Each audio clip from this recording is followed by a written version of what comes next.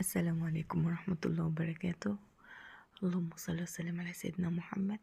عندنا النهاردة شوية مواعين كده، عايزين نفضيهم كده من الحوض. بص، عايزاكي بقى طول ما انتي بتغسلي المواعين ديت تصلي على الرسول وتذكري الله. انا عايزاكي تجتنبي الحياة. عايزاكي تقعدي تكلمي ربنا كده طول ما انتي بتغسلي المواعين. عايزاكي اللي هو يا رب، في كذا في كذا، فضفضي مع ربنا، والله بعديها هترتاحي جامد. وتنك اذكري الله. وصلى على الرسول كده، الصلاة على النبي حلوة مش وحشة، وذكر الله بيجيب الخير.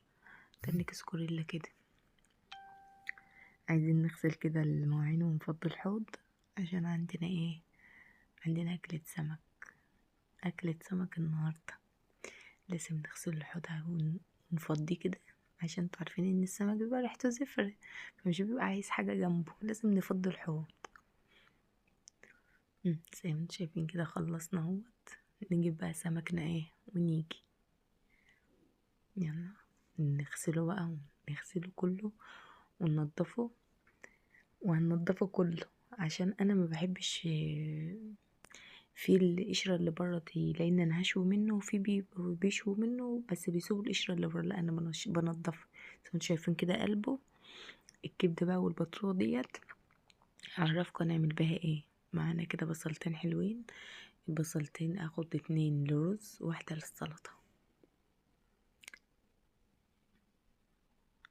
السلطة لان السمك اصلا اصله سلطة، لازم طبق السلطة جنب السمك، ما ينفعش السمك من غير سلطة.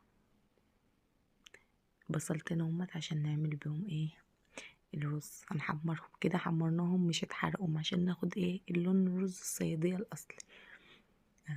ننزل بالرز، نظبط ملحنا ونسيبه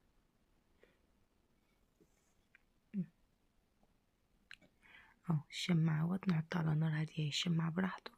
نكون حدقنا السمك، هنحط شوية خضار، حتة دقة، عصرة ليمونة، شوية كمون، شوية بابريكا، ونقلب. دي مية السمك المشوي. نقلب على السمك بتاعنا. هي الدقة بتبقى يا جماعة توم وفلفل وشوية كمون وعصرة ليمونة وجوهة خل. دي الدقة. انا بحط وحتى شوية نشا على الدقيق، عشان يدي بس الطبقة المقرمشة دي.